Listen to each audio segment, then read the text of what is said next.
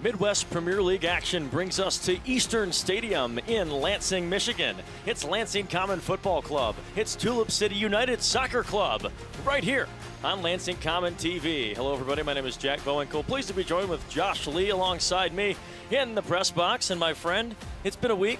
How has your week been? Are you looking forward to Lansing Common Soccer today? I am absolutely looking forward to today. It has been a warm one where we've had a little bit of some turbulent weather, some rain, then now we've had a really warm day today. I lost my pen in the process. Everything's going. It's going to be a good day today, and the Robins are looking to continue the win column. Yeah, speaking of the win column, let's take a look at the Midwest Premier League standings. The Robins find themselves in first place in the Great Lakes West Division, followed closely behind Midwest United FC, Goshen City FC, Tulip City SC in fourth place in 1927. A team that Lansing Common is quite familiar with. We've played them twice so far this season, a draw and a win against the club from Fort Wayne. What do you take from those standings? FC Pontiac with 9 out of the East.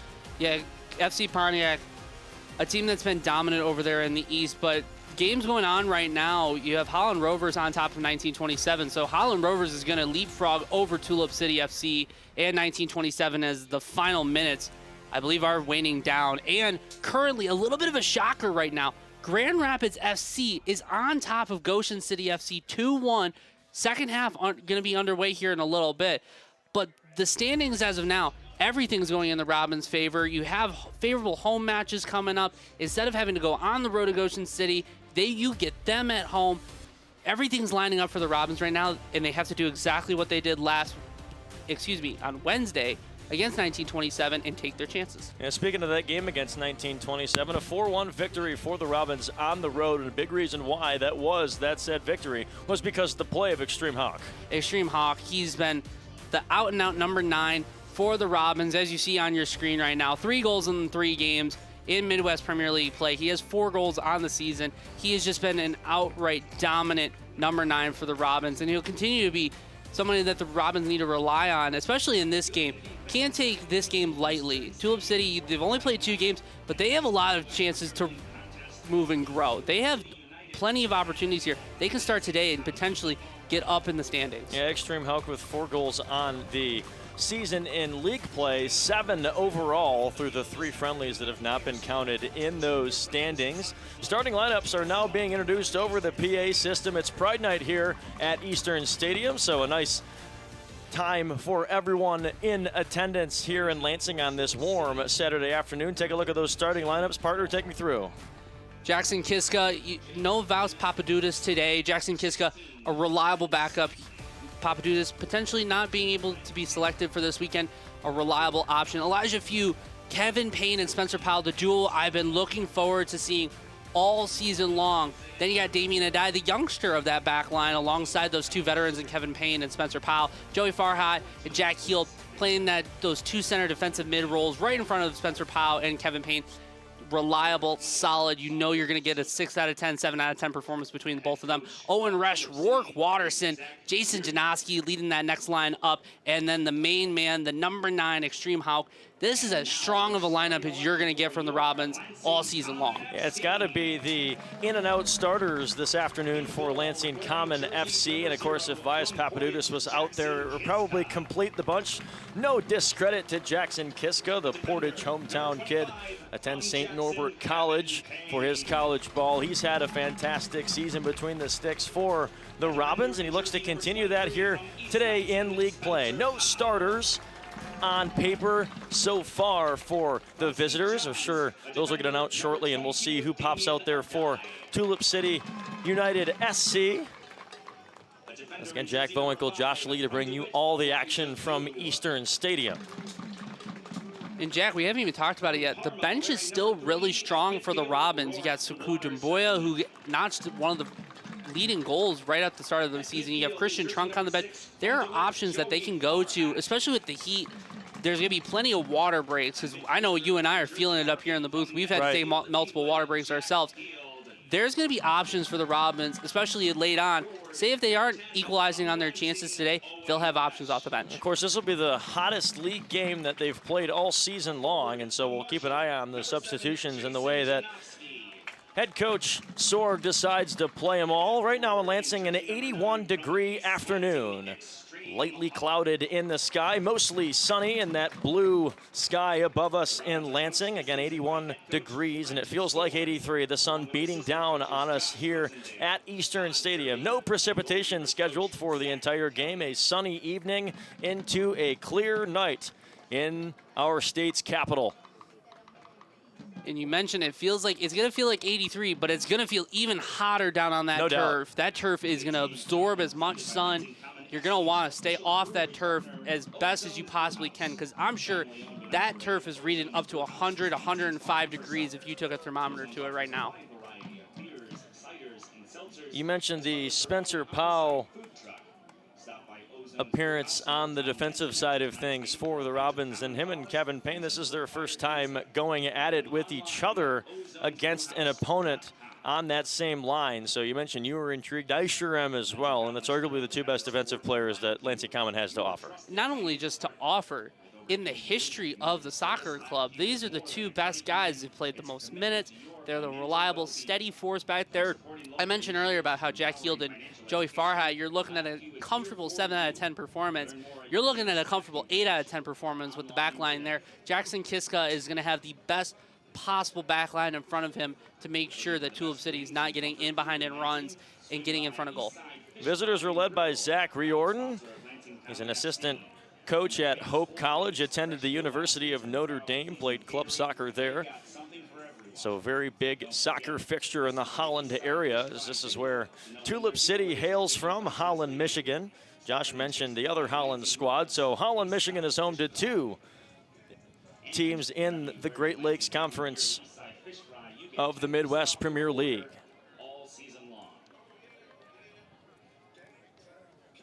And players taking the field, Spencer Powell taking one last drink as Tulip City and Lansing Common look to get going here in this game. Should be just an excellent contest. Hopefully the Robins continue to just absolutely pour it on. They did a great job midweek on Wednesday. 4-1, Extreme Hawk just showing the incredible, tenacious forward ability. And not to mention, they were just excellent, beautiful goals. Great passing, crisp passing that we missed last time we were talking about Robins soccer. If they can carry it over from Wednesday, this could be a fun day for Lansing Common. My brother's here in attendance. Miles, you want to say anything on the air to anybody, or you're content with watching? All right, he says he's good with watching, and so are we. We're fired up for Lansing Common and Tulip City here on a wonderful June 6th, Saturday afternoon in our state's capital. Common will move from right to left. Tulip City opposite left to right. Tegan Krall will be between the sticks for the visitors on that left side, and on the right side, of course, Jackson Kiska.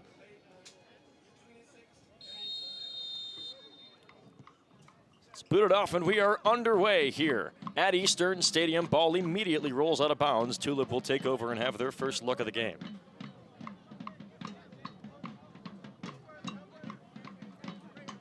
See how active Jackson Kiska is.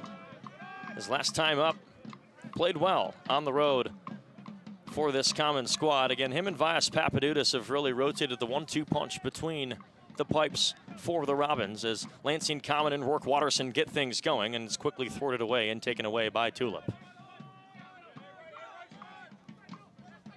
Here come the visitors now trying to streak ahead. That's number 14 off ahead of the pack, Otis Fickle.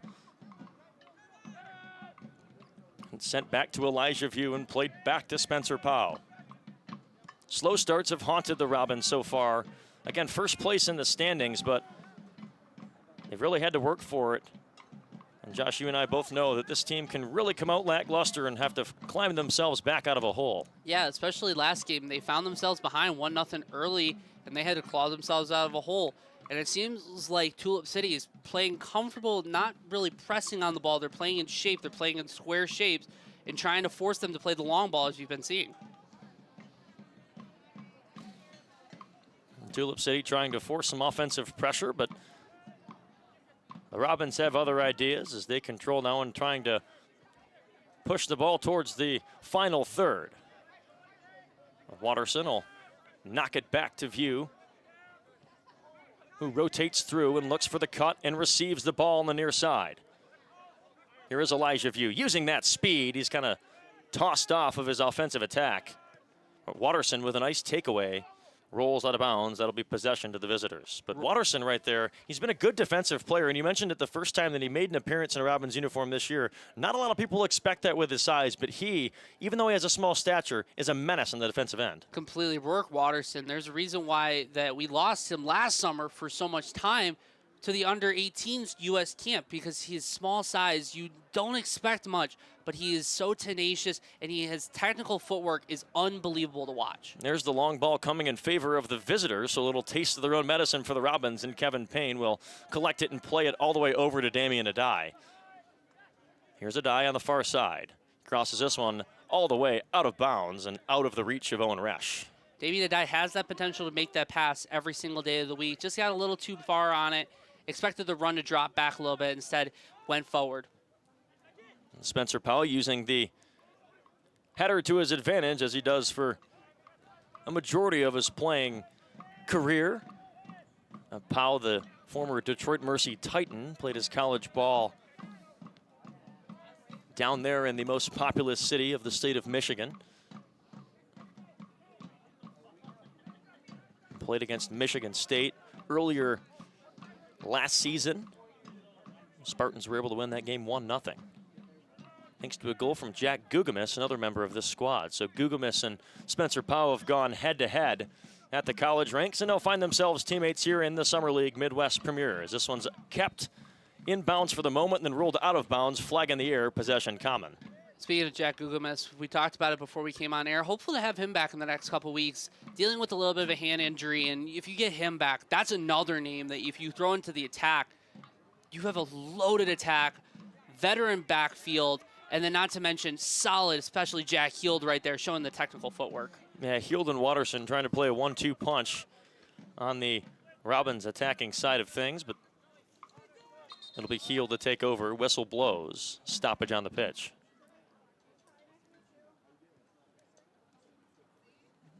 Looks like for all intents and purposes it'll be a free kick for Common from that exact same spot, and Penn Spencer Powell will take it. Here's Powell, now Joey Farhat, another experienced member of this Robins squad. For Gugamis, you mentioned that when he comes back, it's almost like full strength is in full effect for this roster. Just offers such a different dynamic on top of Jason Janowski and Owen Resch on that far side. Yeah, Elijah View, who crosses this one in into the hands, a little mishandled, but then falling on top of it is Tegan Krall. Elijah View likes that kickback pass. Him and Owen Resch have found some chemistry on the near side. So far, nothing to show for it. 4:47 and counting into this game, 0-0 the score. Those 1-2 passes are so dynamic, especially if the defender is caught biting towards the forward pass. And if you have that run in behind, it can be dangerous. And down the pitch come the visitors. That's 22, Johnny Strickler. Strickler fighting with Joey Farhat. Farhat knocks this one out of bounds, but it actually went off Strickler, so Lansing Common will take back over.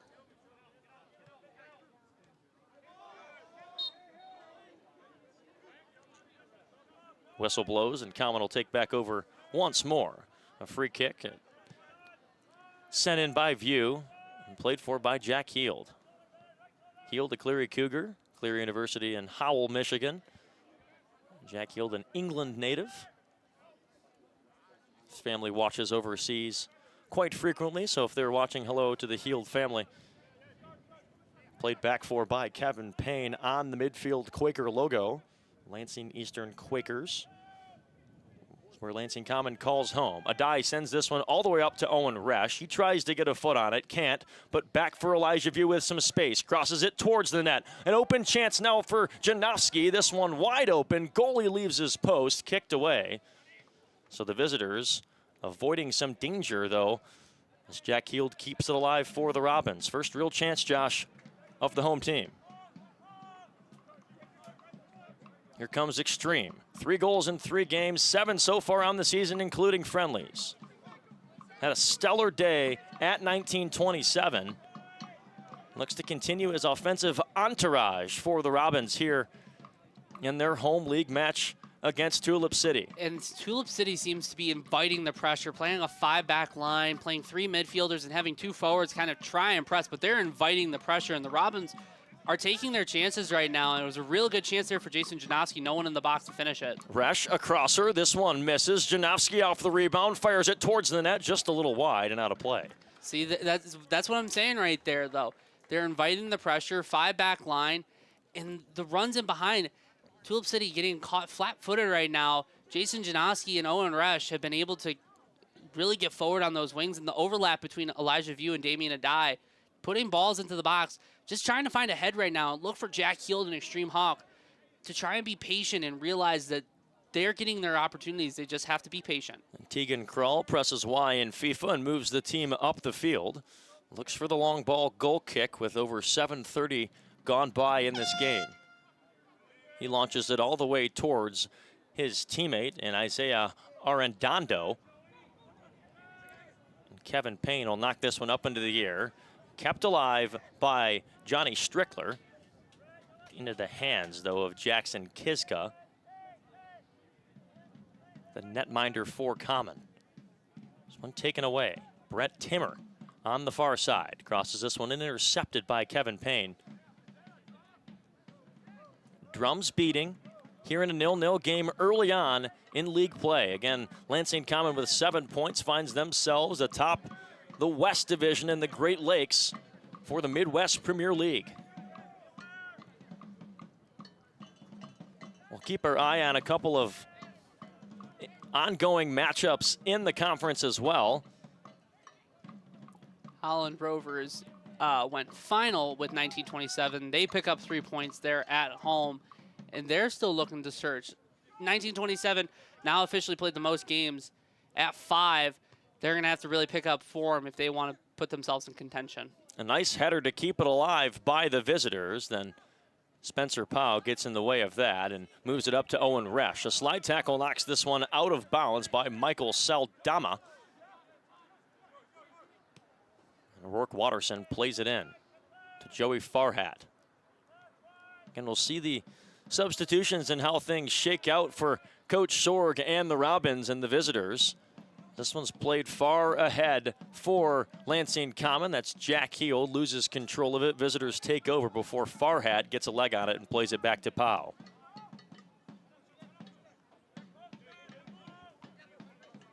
Here's Elijah View.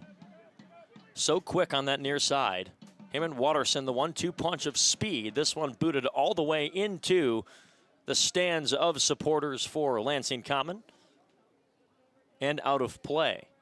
But again, you cannot re-enter if you substitute out here in a league game, so that's something to watch. As this is, like I mentioned, the hottest league game that they've played all season long. 3 friendlies have all been quite sunny and hot, but again, in those friendlies, you can re-enter, so it's a little bit of a strategic difference between the two. Interesting to see, especially if somebody pulls up with cramping, if teams have to play with 10 men for a little bit. It'd be the smart option, especially if you have a player of high caliber. This one off the leg of Janowski, kept alive by Jack Heald. Here's Resch. Looks through, tries to make a move on 3 defenders, successfully evading them, and then kicks it back to Elijah View.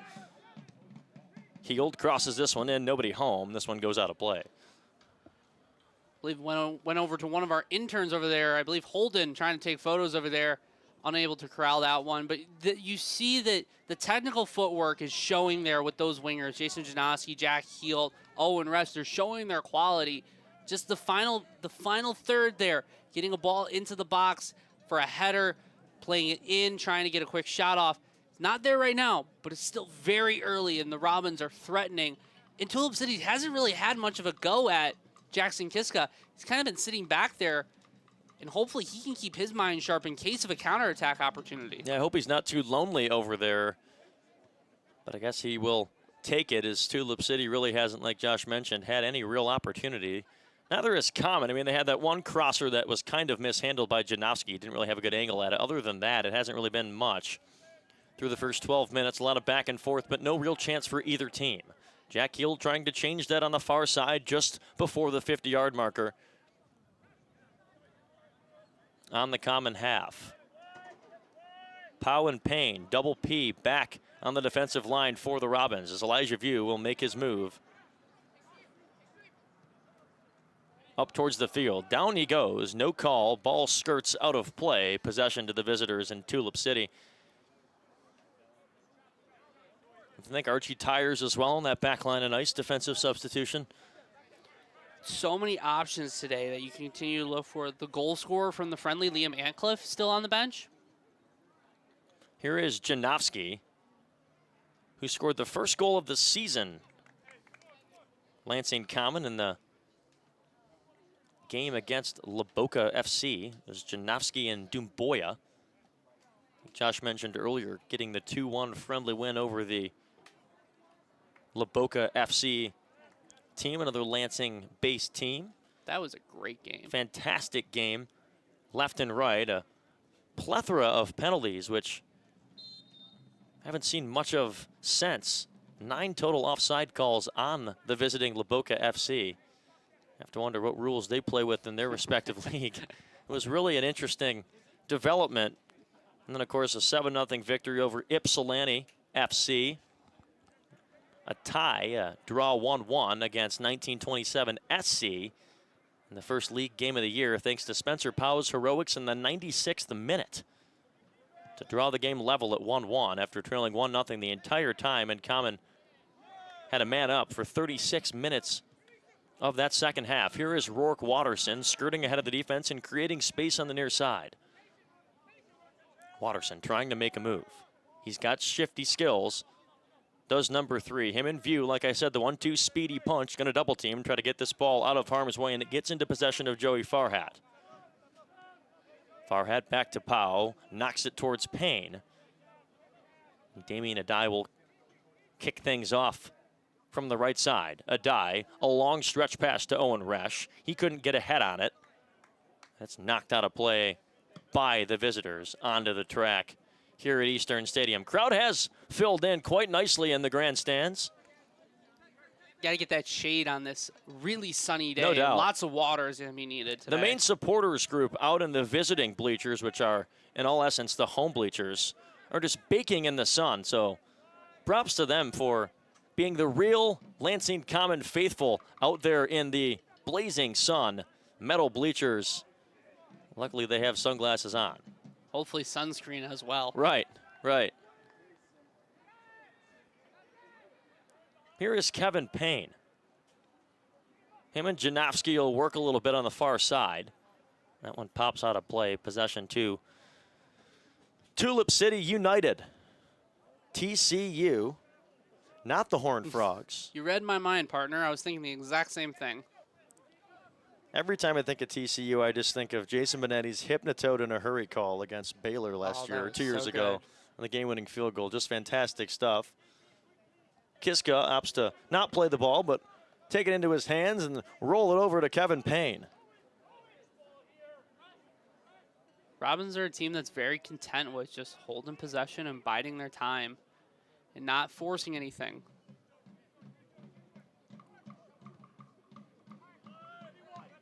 Sent across to Elijah View. View has Resch on his right. Plays it over to Resch. Makes a move and cuts inside. Resch, a shot. What a save by the visiting Tegan Krall.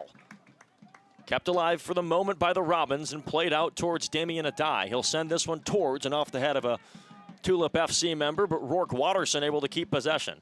Watterson using that speed inside. That one's taken away by Michael Saldana. Watterson able to get a foot back on it and control.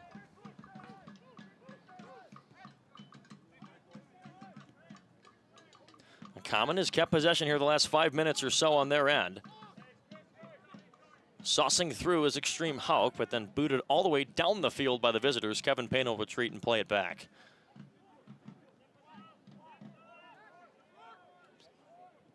Steady presence that those two offer between Spencer Powell and Kevin Payne. They got a little shaky there for a second, but they continue to offer such a mainstay for them, and Jackson Kiska has no worries that they'll figure it out. Here's View, 16:20 to play, or has gone by, rather, in this game. About a third of the way through the half. or just over here at Eastern Stadium. Janowski with a chance inside. He's tripped up a little bit, loses control, and the possession will stick with Common as it was off a Tulip City member. So the first corner of the afternoon will come off the foot of Jason Janowski or Elijah View. It will be View on that far side flag. Interesting seeing how the Robins offer an attack. What they're doing, having a lot of their wingers cut inside and having the fullbacks and Elijah View and Damien Adai offer those crosses, trying to get more men in the box for the crosses for the headers in with 5 at the back for Tulip City FC. Here it comes. View plays it towards the box, off the head of Pau and wide of the goal. Everything you want on that corner, everything you want. Spencer Powell leaping up towards it, got the right angle he wanted, just aimed too far down instead of getting maybe a bit of a glancing header to put it in that far post. Tegan Krall not really having to work too much there. Number 30 wearing gold for the visitors. Of course, Common in their fun home uniforms designed by Moneyball Sports. And then the visitors in the visiting whites with dark green lettering. Here's Otis Fickle. Fickle will leave it for Isaiah Arredondo. Arredondo watches this one fly right by. Elijah View will let it roll out of play and take control with 18 minutes even to play here in this game. Wonder if the Robins start noticing the trend going on with number 3 for Tulip City FC. Seems like every time he's on the ball and he gets pressure, seems a little bit flustered. See if you continue to attack at this near side going at him. So far, no substitutes here through the first 18 minutes. Keep our eye on that. Of course, keep you updated on the league's happenings. And halftime, we'll probably do another standings check-in just to see where things sit after the conclusion of the 2 games going on right now. Played forward, crossed in. Extreme Hauk's been on fire. Can't get a foot on that and bounced away and out of play by the visitors. And that one will hit the red. Oh, it bounces over the red truck. Oh, I thought that was going straight for the Dodge Ram. Hopefully neither of us or the 3 of us parked up on the hill, right, not this near side right here. Right. And even if it was, I drove my brother's truck here today, so I wouldn't be too concerned or complain too much. Oh, even better. Right. Yeah. Here's Pau. Mishandled and kind of falling down is Rourke Watterson. That one might be off the visitors regardless, and it is. Not happy is number 4, Jake Lyon. Frustration right there, and rightfully so, as he had a lot of space after Watterson's mishap. The Robins keep control. It's been the name of the game so far through the first 20. Heald wanted the give and go, didn't respond, did Extreme Hauk. Now a View on the near side, so dangerous, crosses it in, into the net and scores.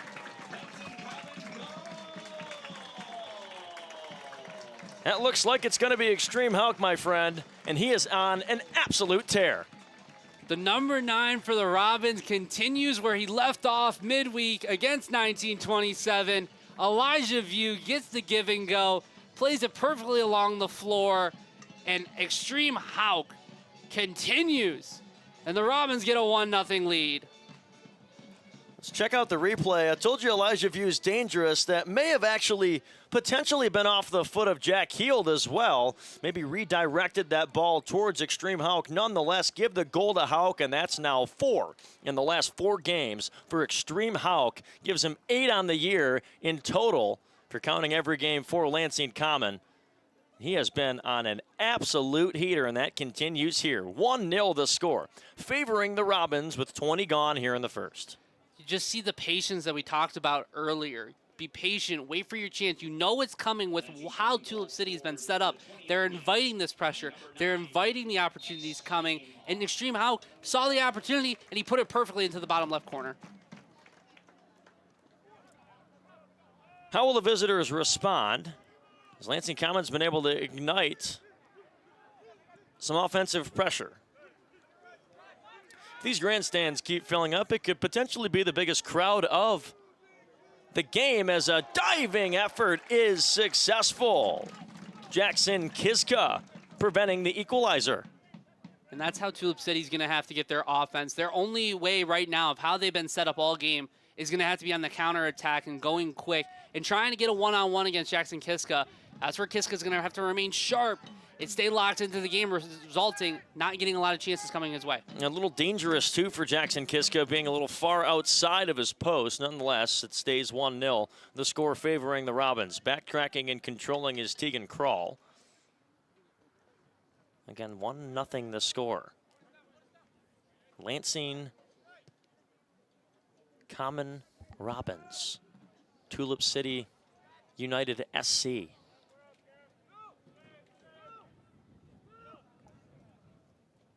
Here is Kiska. Plays it across to Elijah View.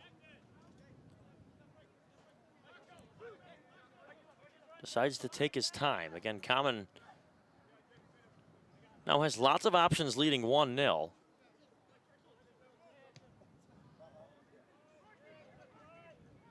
So far through this game, it's been a fantastic effort. Extreme Hauk is leveled and taken to the ground. That's going to need some time. See if they call a foul. Looked like it may have been the top of a visitor's head into the back of Extreme Hauk's head. He finds himself on the ground now. Let's hope he's okay. Last thing you want to see as he gets up, seems like he'll be good to go on, but clear foul, almost like he got the elbow into the back of the head of Extreme Hauk as they were going up for the header, but dangerous position here. You got a lot of potential free kick takers here between Jack Hield, Rourke Watterson. Jason Janowski even has scored from distance in the past. Lots of guys that could step up here and rip a thunderbolt into the back of the net. We'll see how Common decides to play this ball. Looks between Jack Hield, Rourke Watterson, and Elijah View are the three crowding. View took the corner earlier. Will he take the free kick here with a nice angle towards the goal? Defenses lined up outside of the box. It will be not Watterson and View towards the net and wide. That had a chance, right distance, right power, just a little off. Excellent effort there, and Rourke Watterson's dummy sold the wall just enough to put it off, and Elijah View had a great opportunity at it, just put it a little far wide, but the way that this game is going, the Robins could continue to pour it on, and that could help with standings going in the future if you continue to add on these goals with differentials. Yeah, so far, again, 7 points for LCFC, leads the West Division of the Great Lakes Midwest Premier League. And a win here would result in 3 points awarded to the home team, which would put them the first to double digits in the division. Here's Kevin Payne. He's trampled to the ground. Ball goes out of play. Visitors retain, and let's see, the first real deep throw-in for the visitors pays off, as it's 24 minutes and change gone by in this game.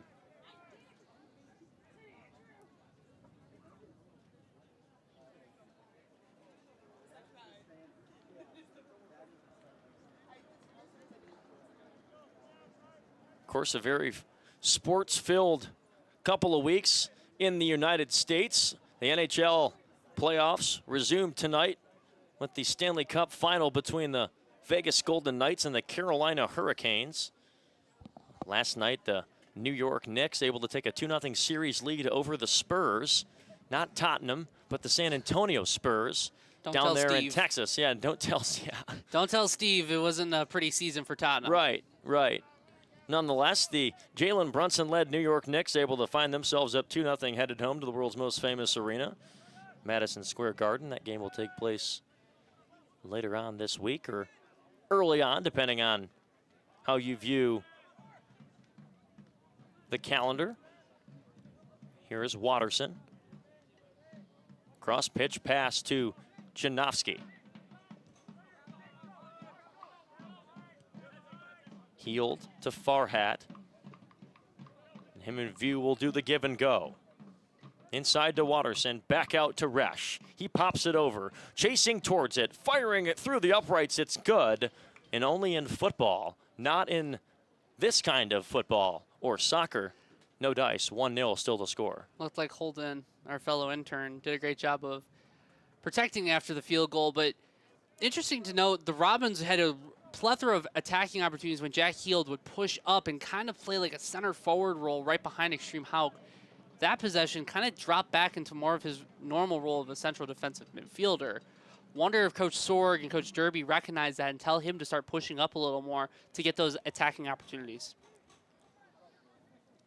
Johnny Strickler and Kevin Payne fought for that ball in the air. Neither of them could make contact with the head area. So it rolls out of play, last touch by the Robins. Tulip City will take back over. 26:58 to play in this game so far in this half. Here comes Watterson. Just under 20 minutes until the halftime break. And now Watterson, a slide tackle, keeping it alive by Extreme Hauk. Foul is called, much to the displeasure of the earlier goal scorer for the Robins, and I agree.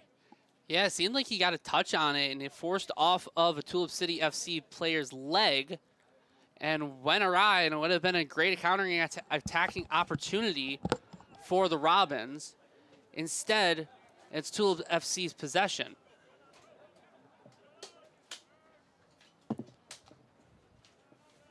Tulip City FC looking to play on the counterattack. Number 20 looked to be offsides as the flag goes up. Just had to fix our door for a second here in the press box. My goodness. I might have to, my paper already flew out the window, Josh. I hope yours doesn't, but I'm trying to find any way to hold on to it. I needed some breeze to help me breathe.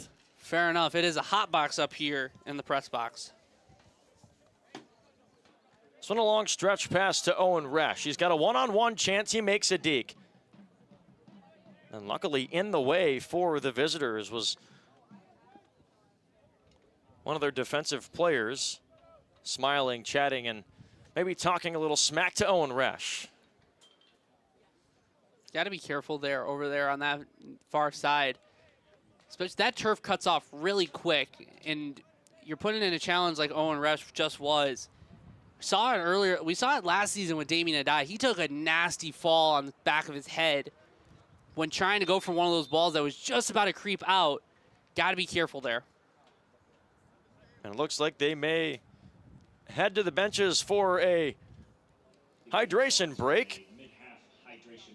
And Josh and I will begin our chat and continue, I guess I should say, about sports around the world. And, of course, the main event, of course, worldwide in the sports realm is the World Cup taking place here in North America.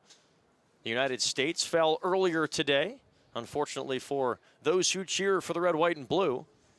It's well underway in North America. 2022 winners Argentina trying to repeat. But lots of other teams stand in their way. I know Paris has a fantastic squad that have provided a lot of players to France. And the French national team is really one of the favorites this year.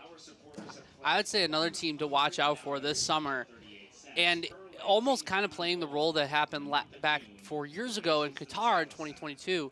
Watch out for Portugal. Portugal is a deep squad. They got a lot of great players, and they've got their own superstar and legend, you could say, in Cristiano Ronaldo, who's going to be attending his last World Cup. Try and give him a swan song. Give him an opportunity to bring a World Cup back to Portugal. They've got great quality players in Bruno Fernandes, who just broke the all-time Premier League assist record this past season. Have great mainstays in the back line. They've also got great attacking options. The best team for Portugal this season probably doesn't even include Cristiano Ronaldo in the team. So Portugal is going to be one to watch out for. Keeping our eye on that all season long. Of course, it will go for a majority of our summer coverage for Lansing Common. 1-0 the score here, though, in the Midwest Premier League. And I believe that at Ozone's Brew House, there will be watch parties for every United States group stage match. So if you're looking to get some lively entertainment, maybe you're not able to attend the United States group stage matches, head on over to Ozone's Brew House to enjoy some great company and watch the United States group stage matches. The United States fell to Germany earlier today in Chicago, Illinois. Kai Havertz and Leroy Sané were able to get it done for Germany.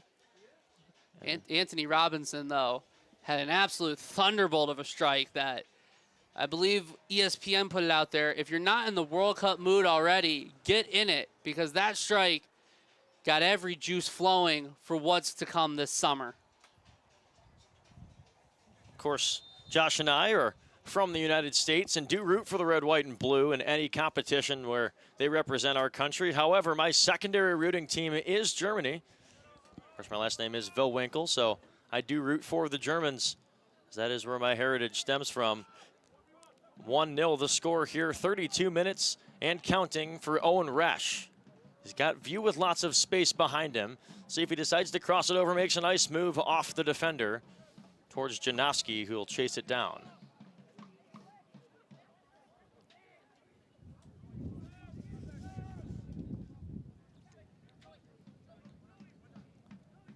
I have 3 rooting interests in national soccer teams. United States, of course, because that's where I'm from. Germany, because that's where my heritage is. And my cousins do live in Sweden, so I root for all 3 respective countries. I was going in that order. I was going to say Sweden is also where part of my family's from, so that'll be another rooting culture for me. This one, a crosser inside. Will it go towards the net? What a play and concentration by the Tulip defense as their goaltender, Keegan Krall, was out of position. Ball pinging around in the area, and that's, again, the Robins have been able to attack with that low ball that they're not expecting. They're expecting a high little bit of a cross towards the top of the head. That low area cross where they're not sure what to do has really been paying dividends so far. Looks like Rourke Watterson has taken a fall, as you saw on that replay moments ago. This occurred, and just a hair away from scoring. Lansing Common unable to capitalize, and now Rourke Watterson on the ground. Scott Oberlander with a fantastic replay look for us. New implementation into the Lansing Common broadcast. It seems like week in and week out, he's got things cooking left and right, whether it's beautiful little graphics, replays. It looks like we are back in action here at Eastern Stadium. Here's View. Slide tackle to perfection by Johnny Strickler of the visitors. Possession staged with Joey Farhat. Farhat across to Damian Adai. Here's Heald off the back. Keeps it alive. Resch will chase it. Hounding number 22, Johnny Strickler. Strickler's able to get it away and toss it all the way to the other end for Common. If Tulip City had as many chances as the Robins have had, they would also probably equal Laboca FC's offside record, because the number 20 has been straying offsides quite a lot, and they'll not be able to find the runs. Here is Hauk, already a goal in this game. 4 in his last 4. Guy's been on an absolute tear.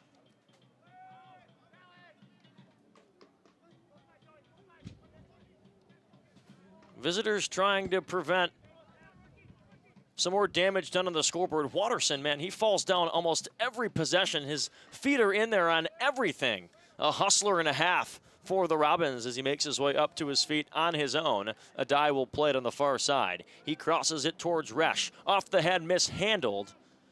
The visitors will take over with Brett Timmer. Again, Tulip City inviting that pressure, almost seems as if not realizing that they are down 1-0 in the contest. And the Robins are happy to play with possession and being able to control and dictate what's going on in this game.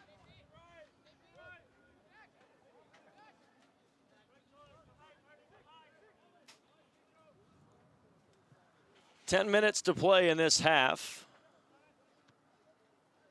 As Common has really, like Josh said, been able to be the ones to control the pace. Here's Watterson, again falling to the ground. Right on cue, visitors keep it alive. Trying to move into their final third. A nice effort from Watterson, and there he is once more, everywhere on the pitch. Again, his size and stature might say one thing, but his tenacious heart and dictating his hustle is another. Kevin Payne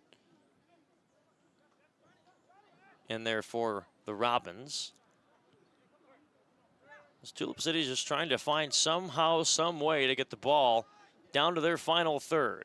Chasing after it is Elijah View. He's beat out by the visiting opponent, and oh man, Tulip City's not going to like that call. A foul is assessed. And I believe it's definitely the right call. Elijah View came in with a beautiful slide tackle and was trying to get up.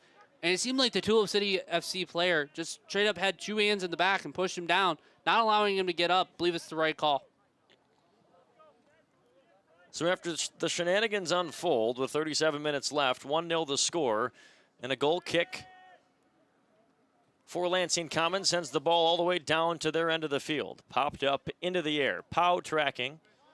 He'll corral it.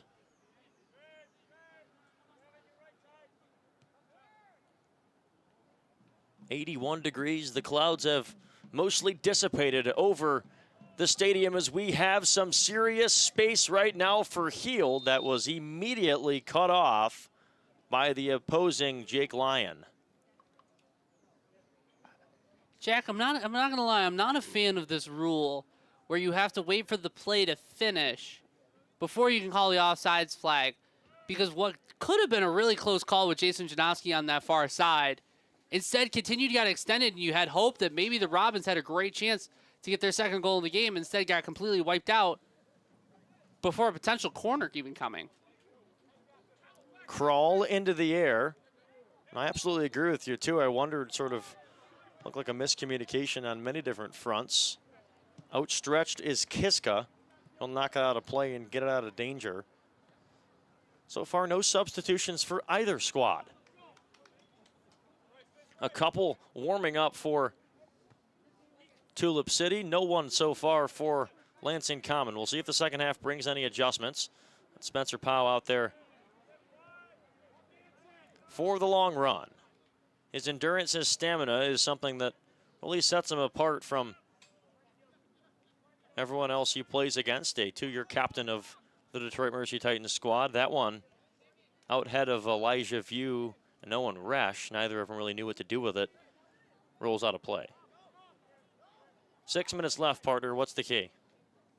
Robins continue to do what they're doing, and Tulip City going to have to make it count on the counterattack. They had a great opportunity right there, instead not able to control it. For the Robins, it's honestly continue to do what you're doing. Push forward, be patient, easy passes, continue this like they are right now. This one crossed in. Nobody home except for Resch, and then there's a couple of defenders in the way. Tulip City trying to find the equalizer. Lansing Common trying to put themselves up and double their lead. Tulip City, just looking at the body language right now of Tulip City FC, they look gassed. It's only been 40 minutes, and they look tired. No one making runs. The passes seem tired. They seem lazy. They don't seem energized to play a full 90 in this heat. I'll cut them some slack. I don't think I could do what they do. That's why I'm in here, and agreed. They're down there. But nonetheless, important to note that this game is of much importance in the league standings as Rourke Watterson plays it inside. The final 5 minutes and change here at Eastern Stadium. Owen Resch loses control. Back out to Watterson, hand in the air and a whistle. Visitors don't like the call, but again, I think a very valid one. Studs up right into Owen Resch's shins. Easy call for the official. And again, another dangerous spot. Wonder who this time it is. Elijah View left-footed. Don't expect him to be on this one. I'd expect either Jason Janowski, Jack Heald, Rourke Watterson, Owen Resch to be standing over this one. That curler with the right. Either look for near post, potentially, or bait the keeper to go near post and end up going for that far post in the top right corner. We'll see if Mr. Lee has a crystal ball or if Coach Sorg and company pull something out that is not predicted. It's Watterson right now to play it in. Tulip City defense lined up to his left, four in a wall with View to his back left.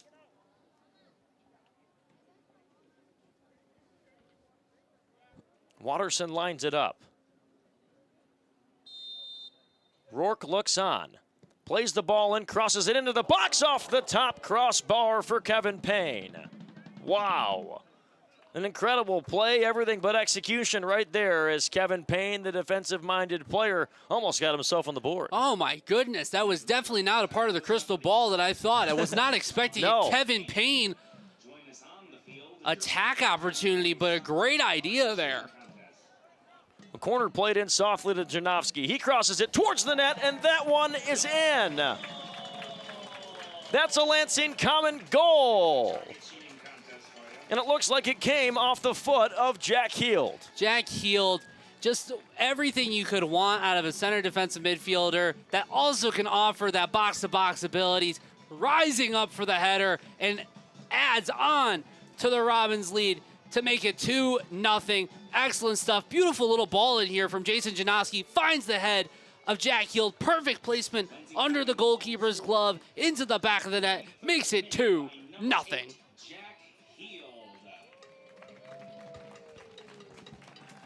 Robins loving what they're seeing right now in this first half. It looks like a substitution will take place for the visitors. A couple of them, we mentioned they were warming up earlier. It'll be 9 and 7 entering the game. That's Daniel Arejo and Chase Grease will enter the game.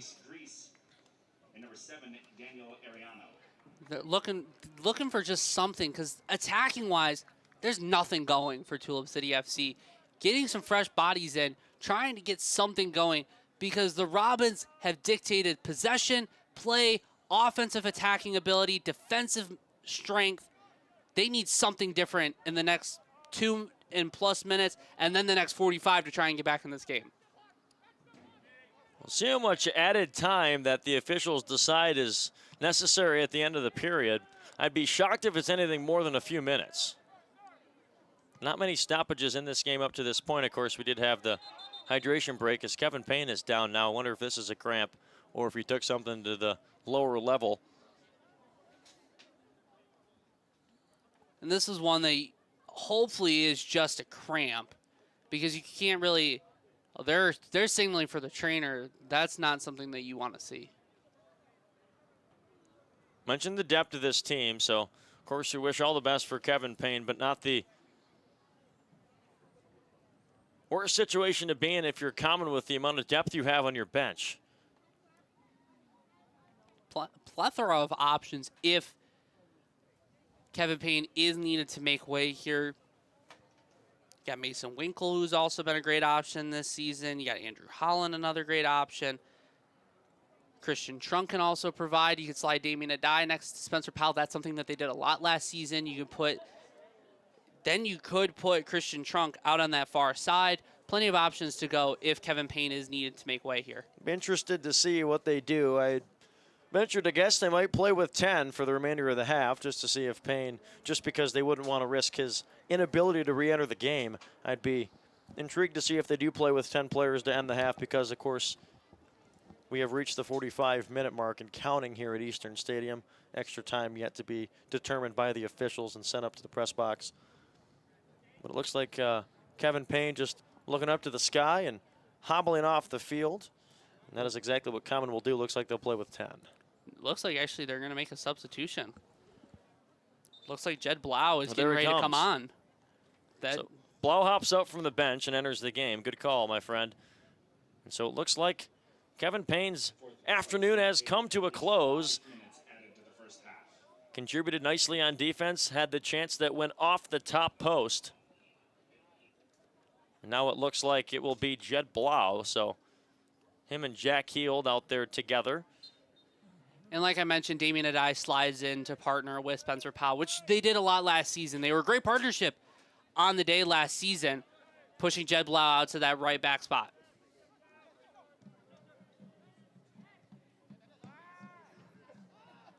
Heald sends it down towards Jason Janowski. Extreme Hawk applying pressure on the goaltender. He will just boot this one all the way over to the parking lot. Looking for his left winger in the Dodge Ram.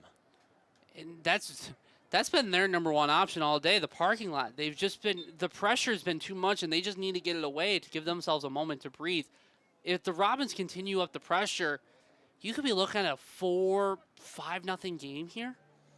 Yeah, when your number one option for an entire contest, or at least a half of a contest, is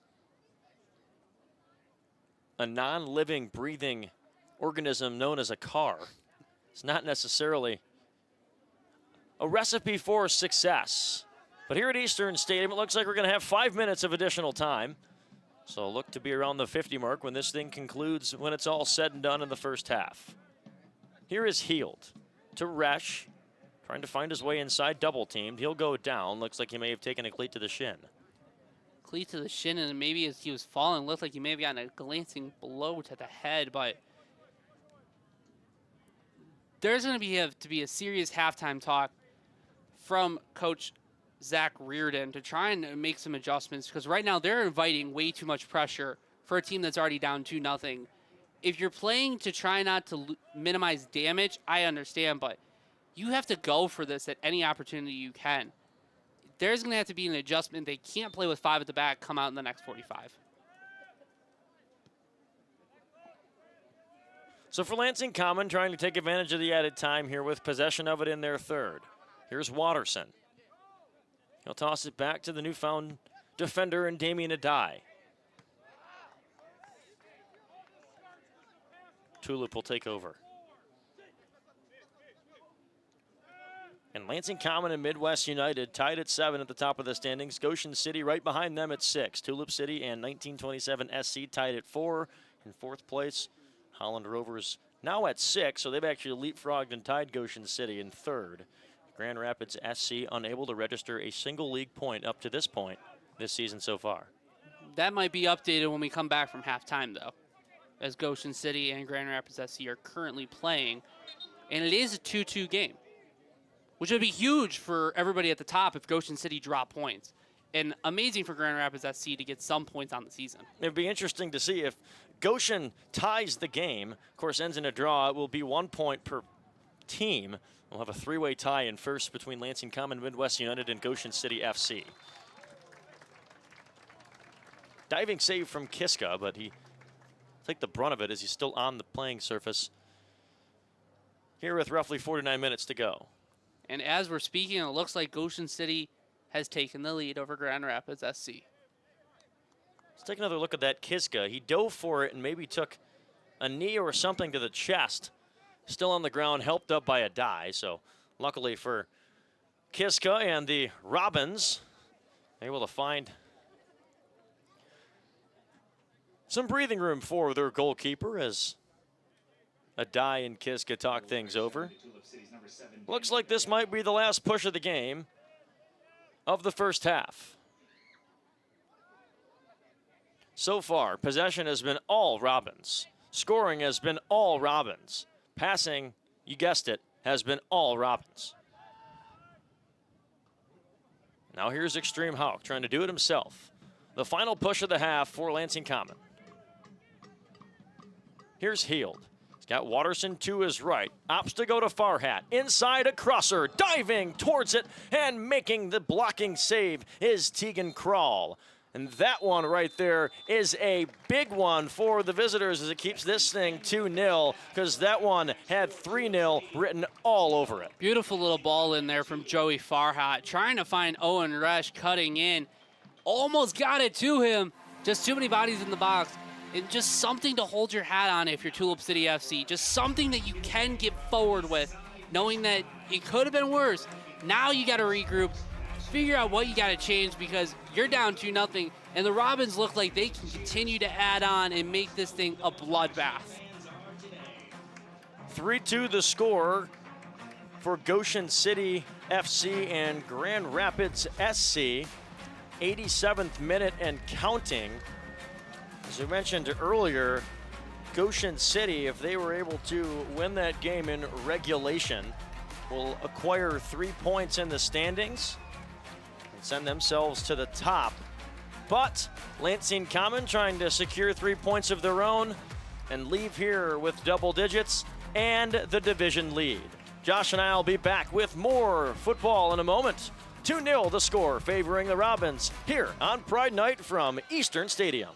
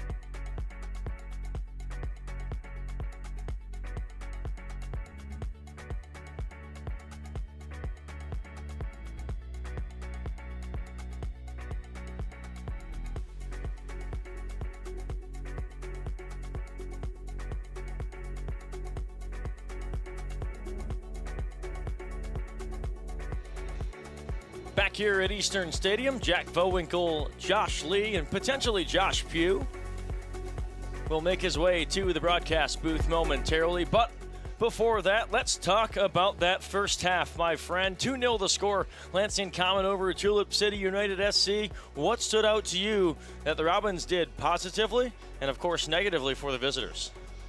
Domination. I think domination is the only way to say it. Tulip City has to change something coming into this second half because they set up in a formation-wise where they were 5 at the back. They're playing 3 in the midfield and 2 up front. That's offering pressure. You're offering those attacking opportunities for the Robins. And the Robins saw that, and they were like, okay, let's do it. Let's go at it. And they offered themselves offensively in a way that really allowed them to attack those 5-back formations. Jack Heald, normally playing center defensive mid, really got forward, really trying to attack. And if the numbers-wise, the Robins were in favor. They were only playing 2 at the back initially for majority of the half, Spencer Powell and Kevin Payne. Now Spencer Powell and Damian Adai will kind of just hold their own with Jackson Kiska, allowing Elijah Few and Jed Blau to get up and put in those crosses into the box for Extreme Houck and everybody up there. So for the Robins, it's rinse and repeat. Continue to do what you do. And if you're Tulip City, you have to change something. Otherwise, this could get really ugly. Looks like Ahern will be in the game for Lansing Common. Charlie Ahern. Substitution for the half. And he scored another thunderbolt midweek against 1927 outside of the box. A beautiful strike on the volley. And it went in almost like the Anthony Robinson goal from earlier today against Germany. But again, the depth that this team has in league play is a real catalyst for why this team could go for the championship in the Great Lakes Division.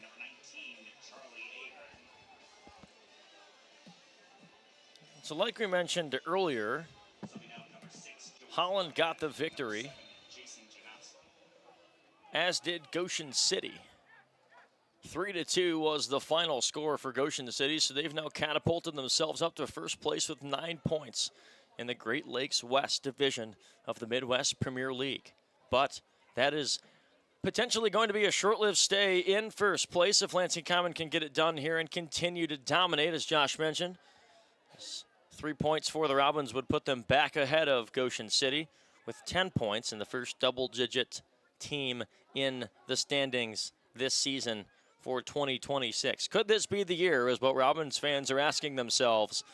A plethora of second and third place finishes. Could it be the year they break through?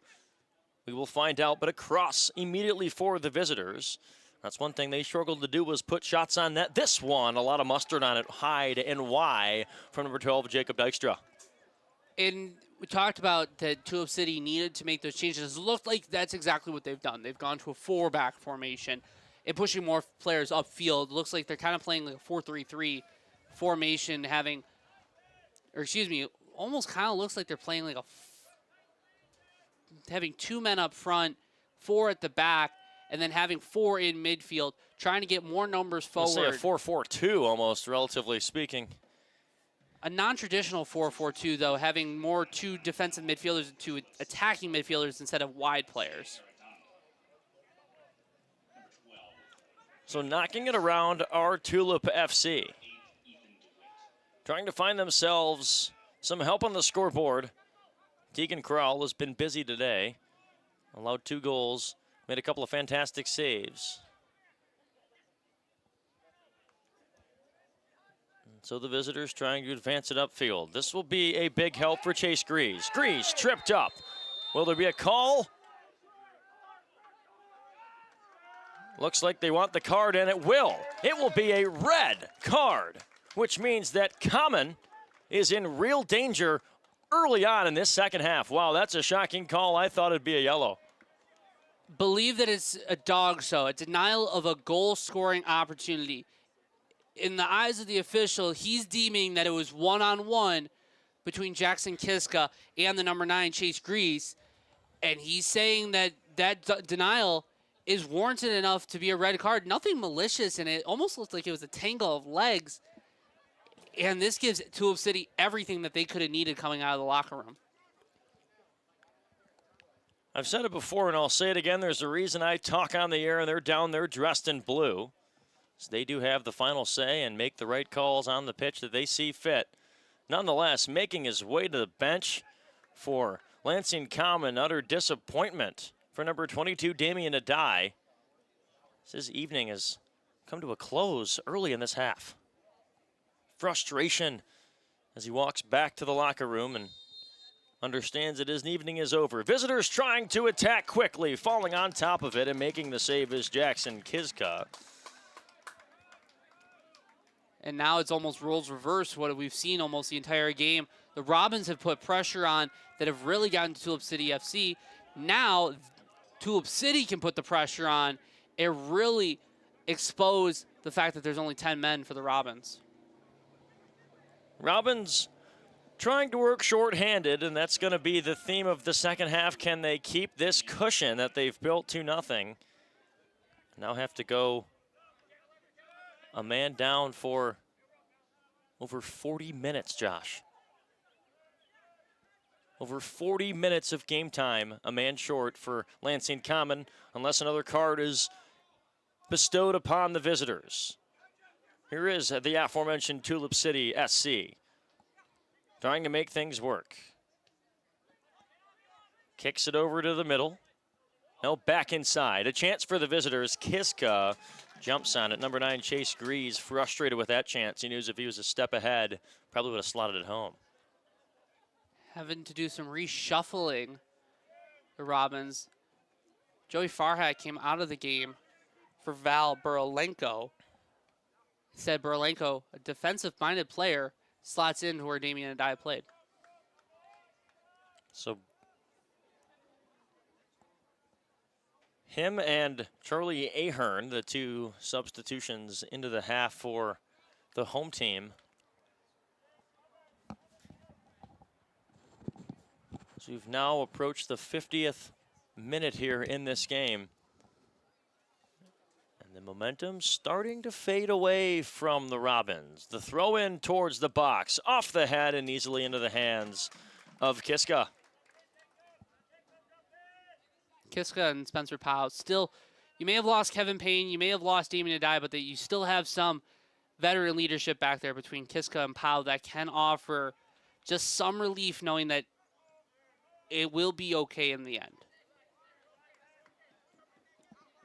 Lots of time to determine the outcome of this game. Right now, if you're Tulip, things are flowering your way as Lansing Common is a man short, and you've got the momentum and the advantage here throughout the majority of the second half. We talked about it. The Robins had a chance to really pour it on. Now you're almost playing for the result to hold. Right. And to keep a clean sheet would be a huge bonus for Jackson Kiska in that back line. But right now you're almost playing to just hopefully keep it at 2-0. So the late first half injury to Kevin Payne results in him getting substituted out. Enter second half, exit Damian Adai from the red card. Outstretching and making the save, but not before a whistle is blown. Looks like that was Ahern in there.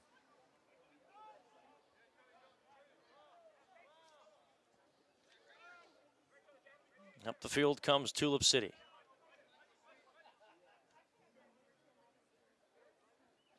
Substitutions galore. Michael Seldama, no. Passes it forward and plays it up to Brett Timmer.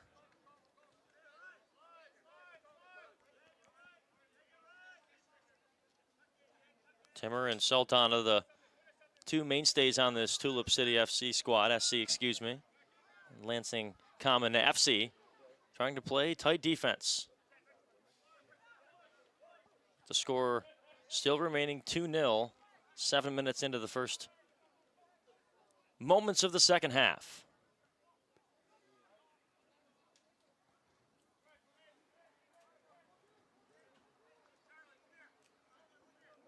Robins getting a break there. And they opt for Rourke Watterson to drop deep, and I think that's a smart idea there. Again, not being size and stature-wise, but you know he has the heart to potentially play that defensive mid role alongside Jack Heald, who offers that size and stature and also that heart. So a good pairing there to potentially opt with.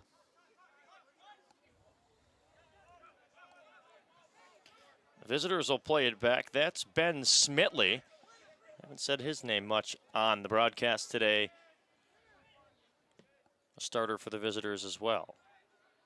This one crossed over to the far side of the field. Tulip City trying to create an offensive attack that's been absent through the first 53 minutes. They have the advantage now into the chest of Kiska. They're having their opportunities, Tulip are. Not high quality opportunities. Jackson Kiska being able to be in the right position at the right time. High quality out of the keeper. But Tulip City showing the opportunities. Can they get higher quality opportunities for the next 40 minutes?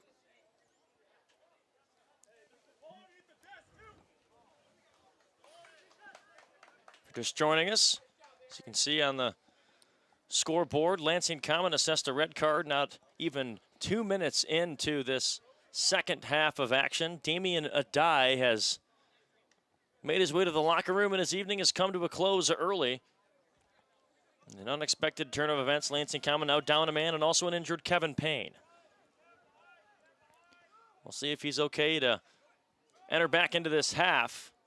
So of course, you can't enter back into the same half you came out of, but once a break ensues, you may enter after that period begins. 55 minutes we're approaching here on the home turf of Common. 2-0 the score. Tulip City trying to change the narrative surrounding this game so far, which has been an absent offensive attack. Some crossed over and fed to Ben Smitley.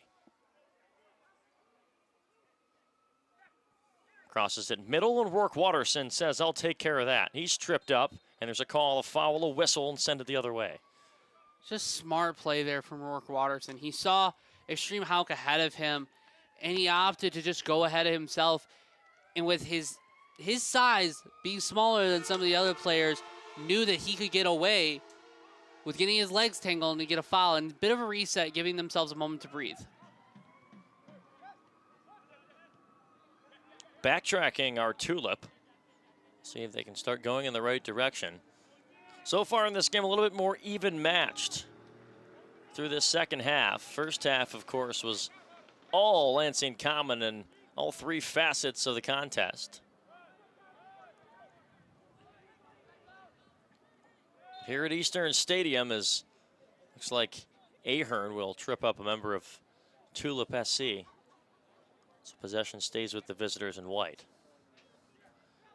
Nobody warming up for either squad so far, 10 minutes into the second half.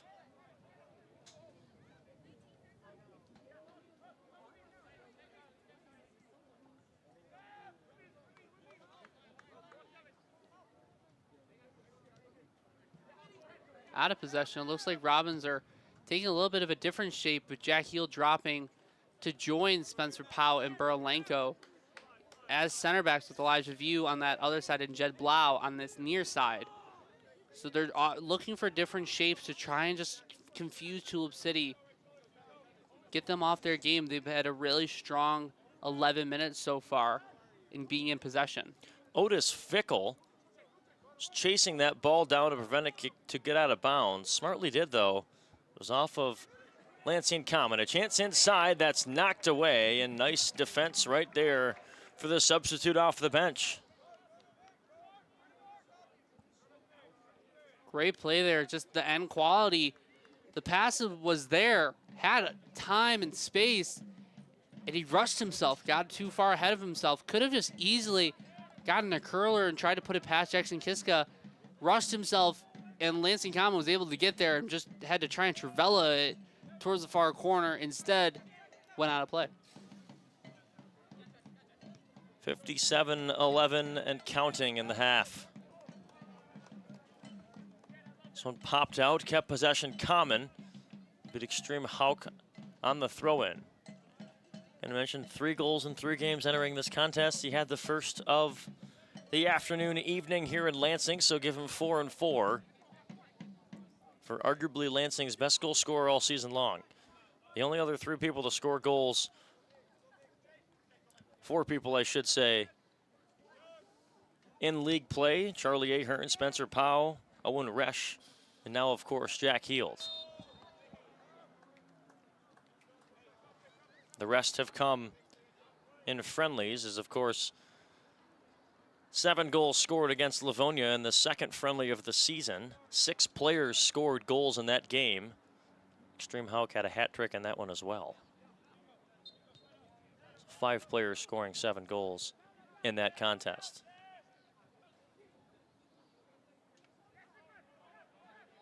Incredible display of offense so far this year, and that's continued here in this one. But Lansing Common has some work to do to keep their lead at 2. They're going to play shorthanded for the remainder of the period. Burilenko jumping all over the place to make sure that that ball stays out of play, showing the heart in that back line. Burilenko, a substitute into this game. Now trying to work 1-on-3 off the leg of Spencer Powell into the arms of Jackson Kiska.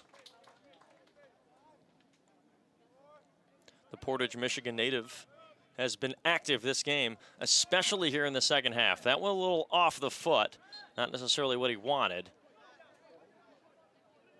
Probably one he would want back, sliced under it a little too much instead of getting pure contact with the top of your foot. Looked like Ahern right there collided with a member of the visitors, so a foul is assessed on number 10, and we play on.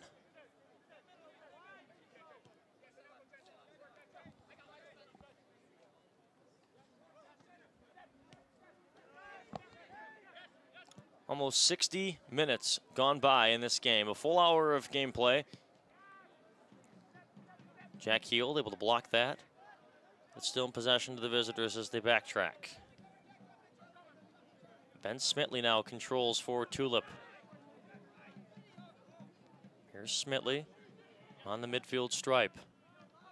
That's number 12, Jacob Dykstra. He's coming to the game here in this second half. Did not see any action in the first. Feed inside to Otis Fickle. That bounces into the possession of Kiska. And the West Michigander will just corral it with his hands. Despite being a man up in favor of Tulip, they're not really giving themselves high quality looks at goal. They've been able to keep possession. That could be due in part to their formation change, but they're not really taking advantage of the fact that the Robins are down a player and look to go through the midfield. There's only 2 players in midfield currently. Owen Resch, Charlie Ahern, Extreme Hawk playing up there. There's only Jack Heald and Rourke Watterson in the midfield. Look to try and go inside if you're Tulip. Interesting to note that Tulip has yet to attempt a corner here in this second half, and I don't believe they have one all day. Maybe they have one. I don't think they do. I don't believe they do. They had no opportunities in that first 45. Yes, which shocked me if they happened in the first half. I know for a fact they didn't. Have yet to have one here in this second. Let's see if that changes here in this offensive possession. As like Josh mentioned, it just seems to be a lot of back and forth controlled possessions, of course, but not really proactive ones. It just seems stagnant, does the offense of the visitors. 61-23 on the clock. Spencer Powell, like it went off of his cheek. This one fed forward to Extreme Hawk by Jack Heald. Blau, the English counterpart, tosses this one forward. Will we have an offside? We will not. Looks like Extreme's gonna have a chance, slots it home. Oh my, pretty stuff. And a brace for number 9. Roles reversed. Tulip City was trying the counterattack in the first half. Robins go down a man. They'll go on the counterattack. And number 9, time, space, puts it near post. He will not miss. He is on fire. Take a look at the replay there. Extreme Hawk, 6 goals now in league play. Leads the team. And if you're Tegan Krall there, you had no chance on that one. Extreme Hawk, at that point, you either rush out or you try and cover as much ground as you can. And Extreme Hawk had so much time. Perfect run in behind the defense of Tulip City. And he made sure it count. And we talked about potentially getting away with just 2-0. Right. Apparently they had different ideas in making it 3.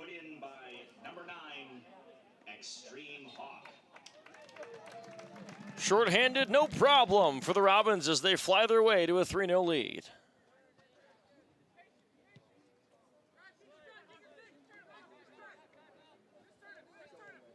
Some would call this, Josh, an extremely complete game so far for the Robins. Completely. Even being down a man, it's been a complete game. Yeah, the only blemish is really a Dye's miscue on the red card that was probably going to result in the chance for the visitors, so potentially a valid call. Nonetheless, lots of work to do for Tulip as SC are trying to get themselves at least on the board. Get the goose egg off if you're the visitors, but right now, blank slate through 63 minutes and 40 seconds for Jackson Kiska. Down to the ground goes Rourke Watterson. Official tells a couple of Robins players to quiet down. It looks like they say. I've never heard that before. Yeah, I was going to say. I've never heard an official say that if you foul Rourke Watterson again, that you are going to get a yellow card regardless of if you've been fouling said person. Well, Rourke's got to be happy with that. I'll take it if you're number 3 of the Robins. Right now, Lansing Common in business. A give and go on the far side. Crosses it towards and booted up in the air. See how Heald plays this one. Using that composure on the sideline off the noggin and kept alive by the visitors. But there's Elijah View. Him and Watterson in the middle. As we streak outside for the visitors.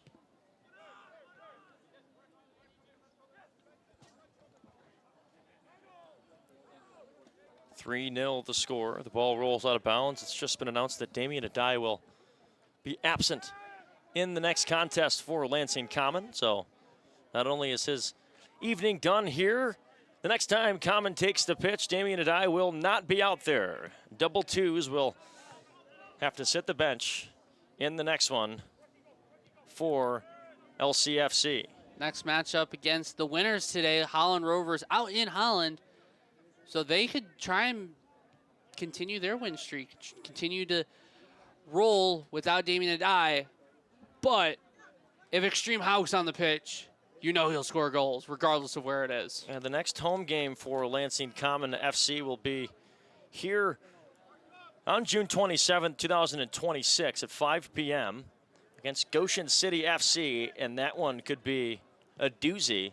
There are some schedule questions with that one, so stay tuned if that game will happen on that date or be moved. If it is on that said date, I will not be in attendance. It will be Josh Pugh and Josh Lee, double J's. Still remains on the broadcast, but even better, it's got the same exact name.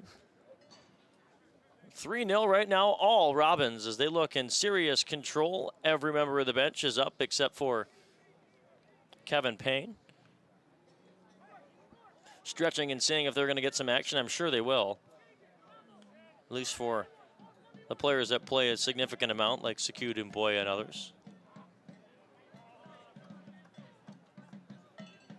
Eric Walcott's made his way into the stadium after missing the first half. He's here, chatting things over. Josh Pugh has been relieved of his presidential duties. I'm sure he's disappointed about that, but enjoyed his stay as the commander-in-chief of Lansing Common. This one up into the air. Kiska tracking it, making the catch out of midair. And the coaches and players of the visitors not happy. That does make sense, as he may have gotten in the way of the play. It looked like Jackson Kiska may have had possession of the ball in his hands outside of the box. I am a little stunned that that one didn't get called back. Here, take a look at this one. Let's take a look. Spencer Powell flips this one up in the air. Kiska, he landed outside the box. If you're a Robins fan, you'll take it. But I understand the frustration by head coach Zach Reardon and his staff on Tulip City FC. The other frustration that has just been shared to us, and I wondered the same thing, they felt that Extreme's second goal was an offside call that was missed. I'm not 100% sure. We'll have to take a look back at the replay. Josh can probably pull that up here momentarily, but Josh Pugh has reported from the sidelines that Tulip City FC is significantly displeased with that call. Nonetheless, it is 3-0, so score will remain the same. Extreme Hauk now has 2 goals and 6 overall in league play, 8 on the season in total. Here's Heald. Whistle goes the other way to Common. Steve Beckman is chilling to our left outside of the press box, hanging out. Moneyball sportswear socks. All the staff in full effect here. Jack Vowinkle, Josh Lee, Scott Oberlander up in the press box. It's just an absolute beautiful day, so why wouldn't Sure. we have every staff on in attendance for what has been a Robin's stellar performance? Yeah, the clouds have dissipated completely, so not a cloud in the sky here. There are some maybe over to the southeast, but other than that, a perfectly clear day. Here for everybody watching Lansing's club, 3-0 the score.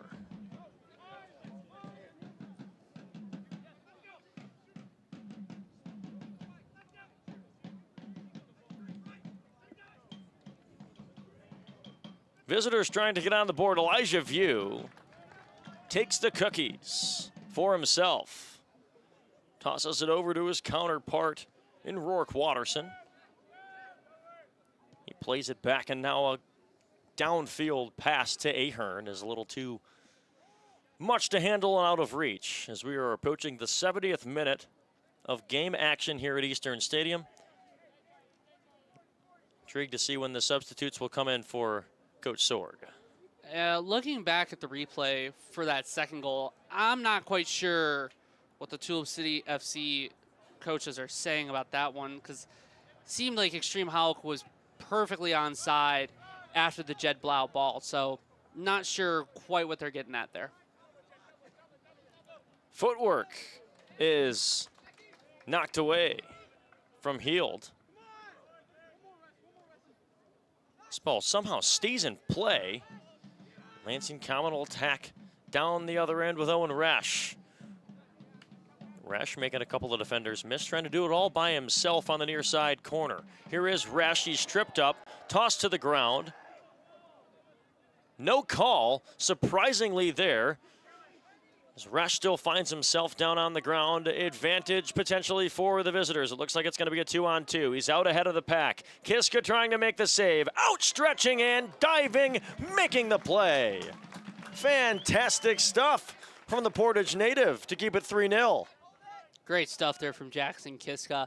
And Owen Resch surprisingly stayed on his feet the entire time over there.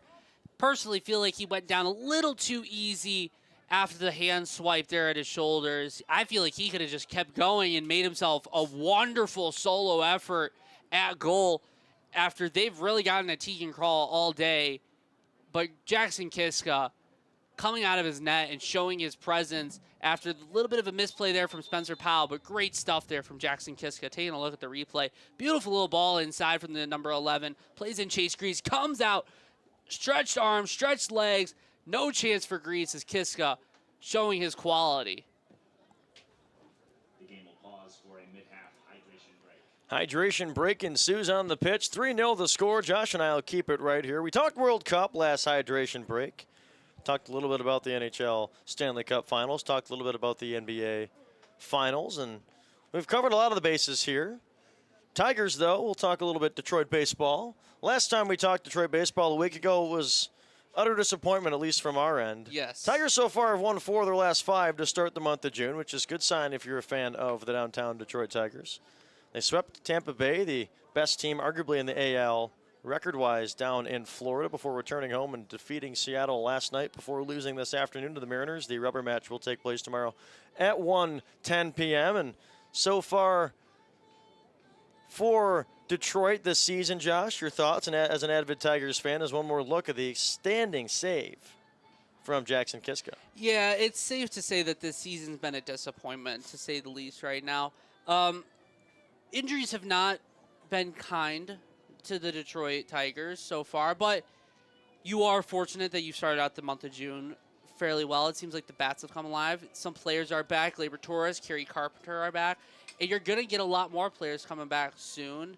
You're going to get Detroit's prodigal son finally eventually will make his first start in a Tigers uniform at home soon in Justin Verlander. Terrence Skubal on assignment, I believe, tomorrow in West Michigan for the Whitecaps. That ticket is a hot ticket right now out there in Grand Rapids to potentially see a Tarek Skubal rehab start, but never say never with the Tigers. They've been in both positions and still somehow managed to make the playoffs. Had a terrible start to the season, ended up going on a hot run and made the playoffs 2 years ago. Last season, you started out as the hottest team in baseball, one of the best teams. Then you had a really terrible back end of the year. Still managed to make the playoffs. Still managed to win 2 series out of both ways. So never say never with these Tigers, but it's been a disappointing start to the season, to say the least. We'll give a shout out to the Royal Challengers Bengaluru in first place of the Indian Premier League Cricket. Won their match today that vaulted them into first place. So some worldwide sports going on all across our great globe. An Indian Premier League is no different. Substitutions at the break for Looks like some substitutions for Lansing Common. 7, Jason Janowski will enter the game. subbing out number 19, Charlie Ahern. Ahern will Owen Resch. make his way to the bench, as will Owen Resch.